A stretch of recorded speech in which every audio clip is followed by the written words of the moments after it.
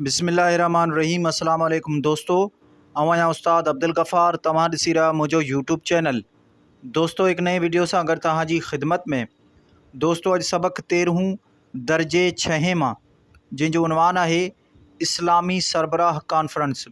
पहिरें इन सबक़ जो लफ़्ज़ माञाऊं, पोइ सवाल जवाब, उन खां बैदि में ॿियूं जेके एक्सरसाइज़ूं आहिनि उन्हनि खे हल कंदासीं। तव्हां दोस्तनि खे गुज़ारिश आहे, जेकॾहिं चैनल ते नवां आहियो, चैनल के सब्सक्राइब, वीडियो के लाइक शेयर ऐं पंहिंजे क़ीमती राय खां ज़रूरु आगाह कंदा। हलूं था सबक़ जे लफ़्ज़ माना ऐं सवाल जवाबनि जे तरफ़। जी दोस्तों, हाणे लफ़्ज़नि जूं मानाऊं लिखंदासीं। लफ़्ज़ इजलास माना मेड़ या गॾिजाणी। लफ़्ज़ तंज़ीम माना जोड़ जोक। लफ़्ज़ परॾेही माना गैर मुल्की। लफ़्ज़ हिकमत अमली माना दूर अंदेशी या होशियारी। लफ़्ज़ ख्वाहिश माना तमन्ना। लफ़्ज़ सियाहत माना सैर सफ़र। लफ़्ज़ सहकार माना ताउन। लफ़्ज़ शिरकत माना शमूलियत। लफ़्ज़ क़याम माना बीहण। लफ़्ज़ कॉन्फ्रेंस माना जलसो। पोइ लफ़्ज़ आहे दरपेश माना आॾो ईंदड़। लफ़्ज़ दफ़्तर माना आफ़ीस। लफ़्ज़ सरबराह माना अॻवान या लीडर। लफ़्ज़ वालारियल माना कब्ज़ो कयल। लफ़्ज़ मेज़बानी माना मेहमान नवाज़ी। लफ़्ज़ वफ़द माना माण्हुनि जो मेड़।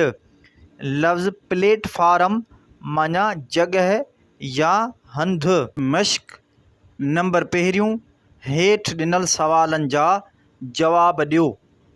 अलिफ़ सवाल नंबर पहिरियों, इस्लामी मुल्कनि जे इतिहाद लाइ तंज़ीम जोड़ण जो मक़सदु छा हो? जवाब, इस्लामी मुल्कनि जे इतिहाद लाइ तंज़ीम जोड़ण जो मक़सदु ही हो त मुसलमाननि लाइ को अहिड़ो प्लेटफार्म हुजे जंहिं ते समूरा इस्लामी मुल्क गॾिजी पंहिंजे मसइलनि जो हल ॻोल्हीनि ऐं मुसलमाननि जे लाॻापनि खे मज़बूत कनि।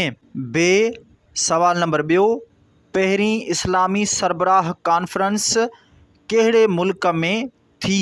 जवाब, पहिरीं इस्लामी सरबराह कॉन्फ्रेंस मराकश में मुनक़द थी। जीम सवाल नंबर टियों, ॿी इस्लामी सरबराह कॉन्फ्रेंस कंहिं कोठाई? जवाब, ॿी इस्लामी सरबराह कॉन्फ्रेंस पाकिस्तान जे अॻूणे वज़ीर आज़म जनाब ज़ुल्फ़िकार अली भुट्टो कोठाई। दाल सवाल नंबर चोथों, इस्लामी मुल्कनि जी इतिहाद तंज़ीम जी मरकज़ी आफ़ीस किथे आहे? जवाब, इस्लामी मुल्कनि जी इतिहाद तंज़ीम जी मरकज़ी आफ़ीस सऊदी अरब जे शहर जिद्दे में आहे। हे सवाल नंबर पंजों, इस्लामी सरबराहनि जूं कुल केतिरियूं गॾिजाणियूं थी गुज़रियूं आहिनि? जवाब, इस्लामी सरबराहनि जूं कुल 10 गॾिजाणियूं थी गुज़रियूं आहिनि। वाव सवाल नंबर छहों, हिन कॉन्फ्रेंस जे कोठाइण जा मुख्य मक़सद कहिड़ा आहिनि? जवाब, हिन कॉन्फ्रेंस जी कोठाइण जा मुख्य मक़सद ही आहिनि त मुसलमाननि खे दरपेश मसइलनि जो गॾियल हल ॻोल्हिजे, उन सां गॾु गॾियल सलाह मशवरे सां तइलीमी, साइंसी, दिफ़ाई, मुआशी तरक़ीअ लाइ पिणु रिथियूं वञनि। अहिड़ियुनि रिथनि ते अमली तौरु हिक ॿिए सां सहकार पिणु कयो वञे। नंबर ॿियो, हेठि ॾिनल लफ़्ज़नि जी माना लिखी पंहिंजनि जुमलनि में कमु आणियो। लफ़्ज़ आहिनि सरबराह, तंज़ीम, शिरकत, मेज़बानी, सहकार। जी दोस्तों, हाणे लफ़्ज़नि जूं मानाऊं लिखंदासीं ऐं इन्हनि खे जुमलनि में इस्तेमालु कंदासीं। लफ़्ज़ आहे सरबराह माना अॻुवाण। जुमिलो लिखंदासीं इस्लामी सरबराह कॉन्फ्रेंस हर 3 सालनि खां पोइ मुनक़िद थींदी आहे। पोइ लफ़्ज़ आहे तंज़ीम माना जोड़ जुक। जुमिलो लिखंदासीं मुसलमाननि जे मसइलनि खे हल करण लाइ इस्लामी कॉन्फ्रेंस तंज़ीम जोड़ी वई। लफ़्ज़ आहे शिरकत माना शमूलियत। जुमिलो लिखंदासीं इस्लामी सरबराह कॉन्फ्रेंस में सभिनी मुसलमान मुल्कनि जा सरबराह शिरकत कंदा आहिनि। पोइ लफ़्ज़ आहे मेज़बानी माना महिमान नवाज़ी। जुमिलो लिखंदासीं ॿी सरबराह कॉन्फ्रेंस जी मेज़बानी पाकिस्तान कई। लफ़्ज़ आहे सहकार माना ताउन। जुमिलो लिखंदासीं असांखे हिक ॿिए सां सहकार करणु घुरिजे। नंबर 3, हेठि ॾिनल लफ़्ज़नि जा हम माना लफ़्ज़ लिखो जीअं अॻुवाण, सरबराह। जी दोस्तों, हाणे ही लफ़्ज़ आहिनि, इन्हनि जा हम माना वारा लफ़्ज़ लिखंदासीं। लफ़्ज़ मज़बूत, हम माना लफ़्ज़ ताक़तवर। लफ़्ज़ आहे तंज़ीम, हम माना वारो लफ़्ज़ इंतज़ाम। पोइ लफ़्ज़ आहे कोठाई, हम माना वारो लफ़्ज़ सॾराई। पोइ लफ़्ज़ आहे परॾेही, हम माना वारो लफ़्ज़ ग़ैर मुल्की। नंबर 4, हेठि ॾिनल मुनासिब लफ़्ज़नि सां खाल भरियो। जी दोस्तों, हाणे ही खाल आहिनि, इन्हनि खे भरींदासीं। खाल नंबर 1, पहिरीं सरबराही कॉन्फ्रेंस में खाल मुसलमान मुल्कनि शिरकत कई 24, 27, 35। खाल में लिखंदासीं 24 मुल्कनि शिरकत कई। नंबर 2 खाल ॿी सरबराही कॉन्फ्रेंस 22 खां 24 फरवरी खाल ईस्वीअ में थी। 1985, 1997, 1974। खाल में लिखंदासीं 1974। खाल नंबर 3, इस्लामी सरबराह कॉन्फ्रेंस हर खाल सालनि बैदि थियण लॻी 5, 3, 7। खाल में लिखंदासीं 3। नंबर 4 ऐं आख़िरी खाल इस्लामी मुल्कनि जी तंज़ीम जो मरकज़ी दफ़्तर सऊदी अरब जे शहर खाल में आहे। रियाज़, जिद्दे, मके। खाल में लिखंदासीं जिद्दे।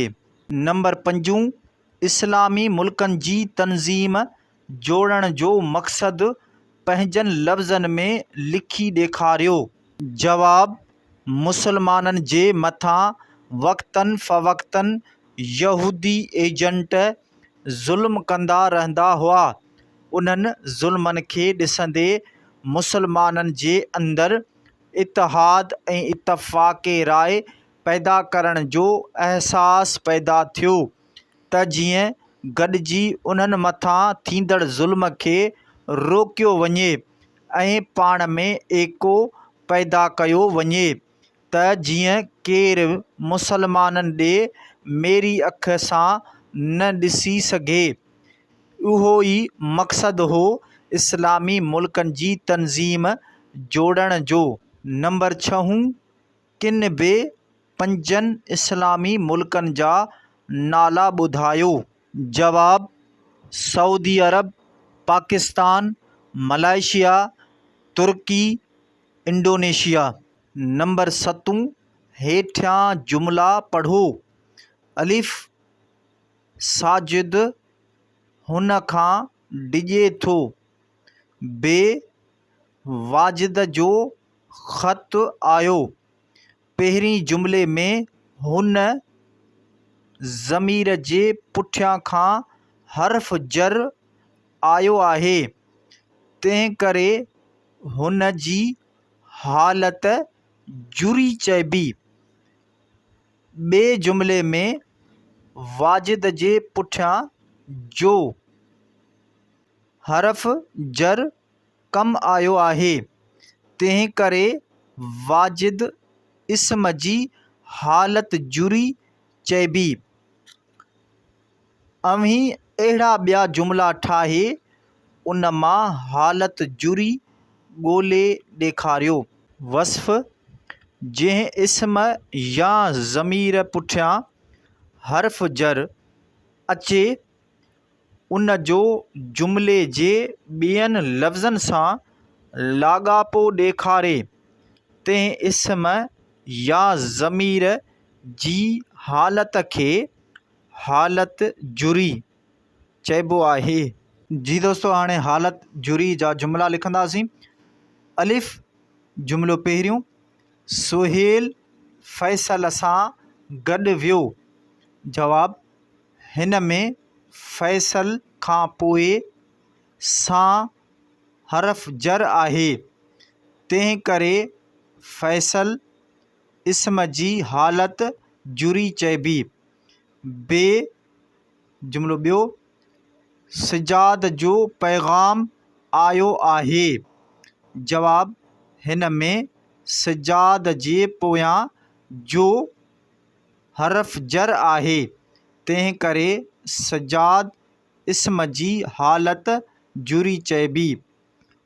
वस्फ़: जंहिं इस्म या ज़मीर पुठियां हर्फ़ जर अचे उन जो जुमिले जे ॿियनि लफ़्ज़नि सां लाॻापो ॾेखारे, तंहिं इस्म या ज़मीर जी हालत खे हालत जुरी चइबो आहे।